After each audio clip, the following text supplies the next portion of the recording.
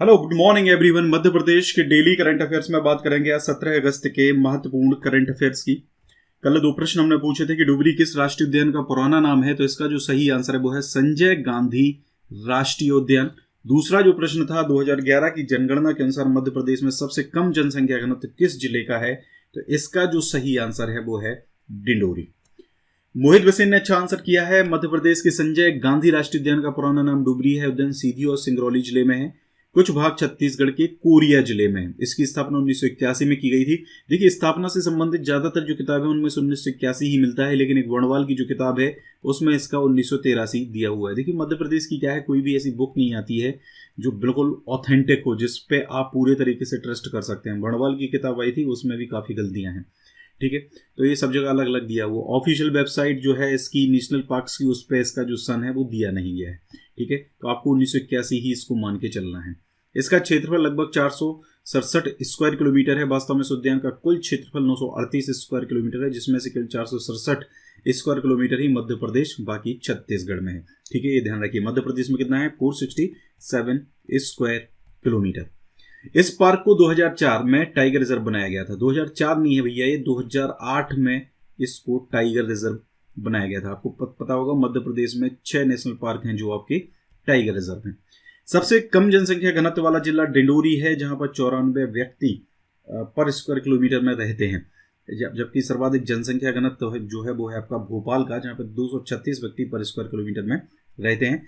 औसत घनत्व की बात करें अगर राज्य की, तो 236 व्यक्ति पर स्क्वायर किलोमीटर है। 2011 की जनगणना के अनुसार डिंडोरी जिले की कुल आबादी, हालांकि ये कोई इंपॉर्टेंट नहीं है, कुल आबादी कभी नहीं पूछी जाएगी, ये आबादी भूटान राष्ट्र या अलास्का की लगभग है। डिंडोरी में लिंगानुपात 1000 पुरुषों के मुकाबले 1004 महिलाएं हैं, मतलब ये ज्यादा है। डिंडोरी की साक्षरता दर 65.47% है। डिंडोरी में कुल जनसंख्या का लगभग 64% अनुसूचित जनजाति के अंतर्गत आता है। और घुघवा जीवाश्म राष्ट्रीय उद्यान भी डिंडोरी में आपका स्थित है। आज का हमारा प्रश्न है, चंबल नदी पर कौन सा बांध नहीं है, तो आपको ये कमेंट करना है। दूसरा है, मध्य प्रदेश में सतपुड़ा की रानी किसे कहा जाता है, तो ये दो आपको कमेंट करके बताने हैं। ये मई जून का पूरा करंट आउटलुक आ चुका है।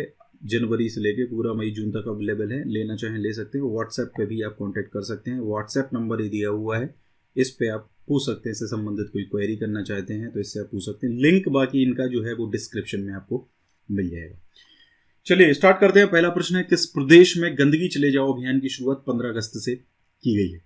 ठीक है, और तो इसका जो सही आंसर है वो है मध्य प्रदेश। देखिए, दो न्यूज ये हैं एक्चुअल में। एक गंदगी चले जाओ अभियान जो है इसकी शुरुआत करी गई है। ये एक्चुअल में दैनिक भास्कर जो है वहां से मैंने लिया है, दैनिक भास्कर की ये न्यूज है। ठीक है, और ऐसे ही एक दूसरा प्रश्न है, 16 अगस्त को मध्य प्रदेश के किस शहर से गंदगी भारत छोड़ो अभियान की शुरुआत की गई है।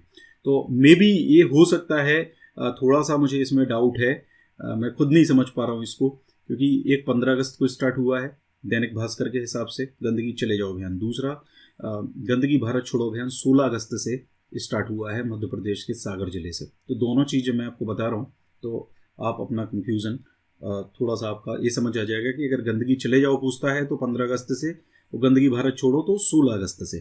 ठीक है, तो ये एक्चुअल में क्या है, 15 अगस्त से शहरों के साथ साथ गाँव की गंदगी हटाने के लिए राज्य सरकार की एक बड़ी मुहिम है गंदगी चले जाओ अभियान। इसकी शुरुआत जो है वो शहरों से होगी, ताकि कहीं भी कचरा ना दिखाई दे। इसके लिए लोगों को जागरूक भी किया जाएगा। गंदगी को दूर करने के साथ ही कोविड-19 संक्रमण को नियंत्रित करने का भी अभियान चलेगा, जिसे सहयोग से सुरक्षा कहा जाएगा। मैंने आपको सहयोग से सुरक्षा पहले बता दिया था। इस सहयोग से सुरक्षा अभियान के जो मूल मंत्र हैं वो हैं 5। ये ध्यान रखिए। प्रमोट का मतलब है सुरक्षा के उपायों को बढ़ावा देना। परपेचुएट यानी कि परिवर्तित व्यवहार को स्थायी बनाना। प्रोपोगेट गलत एवं भ्रामक जानकारियों का खंडन करना। पार्टिसिपेट यानी कि कोविड की रोकथाम में जन सहयोग प्राप्त करना। प्रोटेक्ट यानी कि कोरोना संक्रमित को किसी भी भेदभाव से बचाना।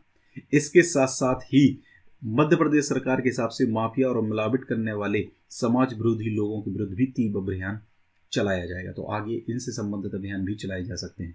आपको पता है कमलनाथ सरकार में एक शुद्ध के विरुद्ध अभियान चलाया गया था। ठीक है, ये किसके लिए चलाया गया था, मिलावट के लिए चलाया गया था। दूध या दूध से संबंधित जो चीज़ें हैं, मिठाइयाँ हैं, उनमें जो मिलावट की जाती थी, उनके विरुद्ध ये अभियान चलाया गया था। कौन सा अभियान? शुद्ध के विरुद्ध अभियान। तो ये है गंदगी भारत छोड़ो अभियान की शुरुआत की गई है। तो ये करी गई है सागर जिले से, ठीक है, ध्यान रखिए। और नगरीय विकास एवं आवास मंत्री हैं भूपेंद्र सिंह। इन्होंने 16 अगस्त को सागर में मसवासी ग्रंट में अत्याधुनिक एकीकृत ठोस प्रबंधन इकाई का लोकार्पण किया। इसके साथ साथ गंदगी भारत छोड़ो मध्य प्रदेश अभियान का शुभारंभ भी किया। ध्यान रखिए कहाँ से हुई है? गंदगी भारत छोड़ो अभियान की शुरुआत हुई है सागर जिले से, सागर से। और इसके बारे में मैं आपको पहले बता चुका हूँ कि जो एकीकृत ठोस प्रबंधन इकाई है, ठीक है, तो ये हो जाएगा आपका, इंग्लिश में क्या बोलेंगे इसको? Integrated solid waste management unit, ठीक है, ये ध्यान रखिए। इसकी जो लागत है वो करीब 70 करोड़ 54 लाख रुपए आई है। दूसरी चीज, प्रदेश का पहला एनिमल कार्कस प्लांट यहाँ पर लगाया गया, ये बहुत इंपॉर्टेंट है, ठीक है। यहाँ पर मृत मवेशियों की शवों को वैज्ञानिक ढंग से डिस्पोज किया जाएगा। गंदगी भारत छोड़ो मध्य प्रदेश अभियान 16 से लेकर 30 अगस्त तक चलाया जाना है। जेल प्रहरी की टेस्ट सीरीज अवेलेबल है, ये लेना चाहें व्हाट्सएप कर सकते हैं, ले सकते हैं। 10 फुल लेंथ टेस्ट मिलेंगे आपको 99 में। बाद में ये 10 दिन के बाद ये सीरीज 159 की आपकी हो जाएगी। हाल ही में मुख्यमंत्री शिवराज सिंह चौहान ने 15 अगस्त को कहां भारत माता की 25 फीट ऊंची प्रतिमा का अनावरण किया।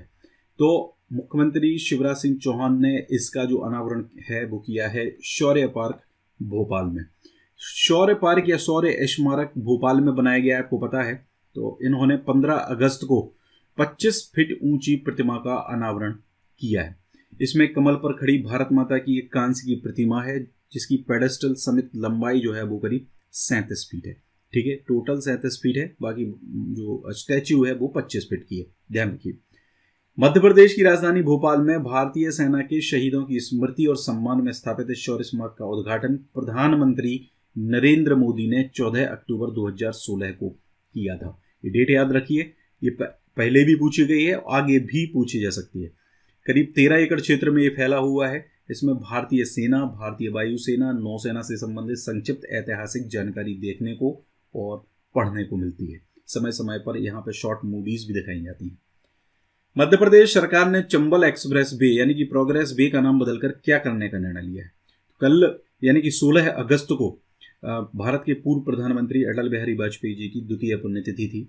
तो उसके अवसर पर शिवराज सिंह चौहान ने अटल प्रोग्रेस वे नाम जो है वो अब दे दिया गया है चंबल एक्सप्रेस को।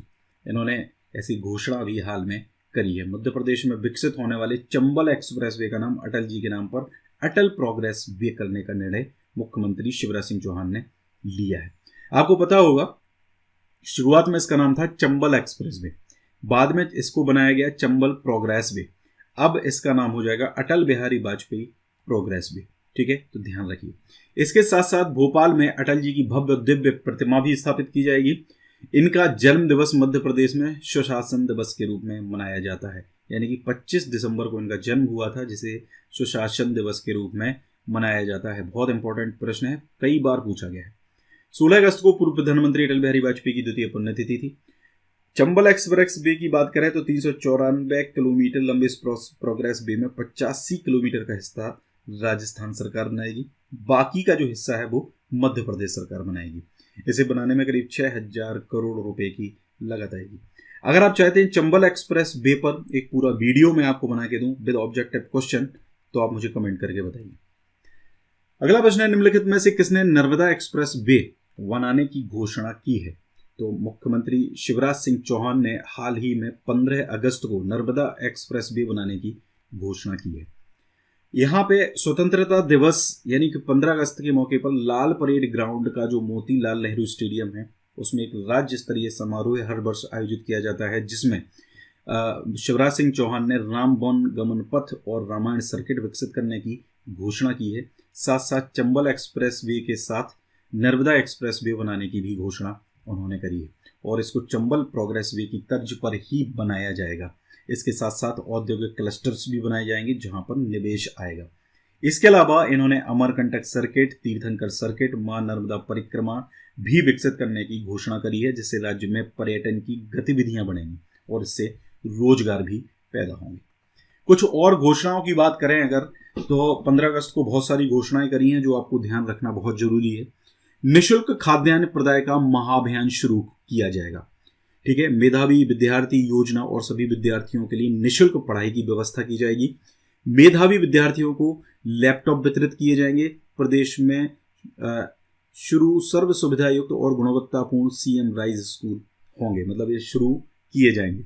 महिला स्व सहायता समूहों को इस वर्ष 1300 करोड़ रुपए से अधिक का ऋण 4% ब्याज दर पर दिया जाएगा। ध्यान रखिए, 4% ब्याज दर पर यह ऋण दिया जाएगा। एक जिला एक उत्पाद के सिद्धांत पर जिलों की ब्रांडिंग की जाएगी। ठीक है, ये आपको पता हो, जैसे अभी राइस को लेके, चावल को लेके, बासमती चावल को लेके जीआई टैग के लिए शिवराज सिंह चौहान काफी प्रयासरत हैं।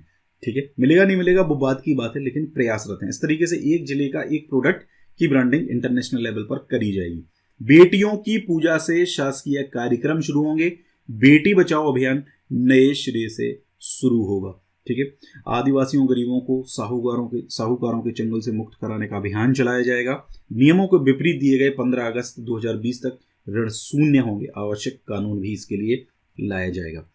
पुलिस कर्मियों के लिए 50 बिस्तर सर्व सुविधायुक्त अस्पताल भोपाल में बनाया जाएगा। ठीक है, 2023 तक 1 करोड़ नल कनेक्शन का लक्ष्य है। हर घर तक नल के माध्यम से जल भेजा जाएगा। सभी नागरिक सुविधाएं जो हैं वो ऑनलाइन उपलब्ध कराई जाएंगी। ज़्यादातर तो वैसे कराई जा चुकी हैं। मैरिज सर्टिफिकेट आपको बनाना है, खसरा खतौनी की नकल आपको निकलवानी है, सारी चीज़ें लगभग ऑनलाइन हो चुकी हैं। नर्मदा एक्सप्रेस वे से नर्मदांचल में उद्योगों, इको टूरिज्म और धार्मिक गतिविधियों को प्रोत्साहन दिया जाएगा। नए उद्योगों की स्थापना में सरलता के लिए start your business in 30 days योजना शुरू होगी, मतलब 30 दिन में अपना बिजनेस शुरू करें। ठीक है, start your business in 30 days योजना शुरू की जाएगी। प्रदेश के नागरिकों का सिंगल सिटीजन डेटाबेस तैयार होगा। इसके बारे में हम पहले भी डिस्कस कर चुके हैं। ग्रामीण जनता को उनके आवासीय भूखंड पर मालिकाना हक दिया जाएगा। कर्मचारियों को दिए सभी लाभ दिए जाएंगे। कोरोना काल की तरह आगे भी गरीबों के लिए सस्ती बिजली उपलब्ध कराई जाएगी। तो ये कुछ और घोषणाएं हैं जो आपके काफी करंट अफेयर्स बनते हैं। ठीक है, तो ये ध्यान रखिए, मध्य प्रदेश का ये बहुत महत्वपूर्ण करंट अफेयर आपके लिए हो जाएगा। तो आज का वीडियो काफी इंपॉर्टेंट था। अच्छा लगा है लाइक करिए, शेयर करिए वीडियो को। Thank you very much.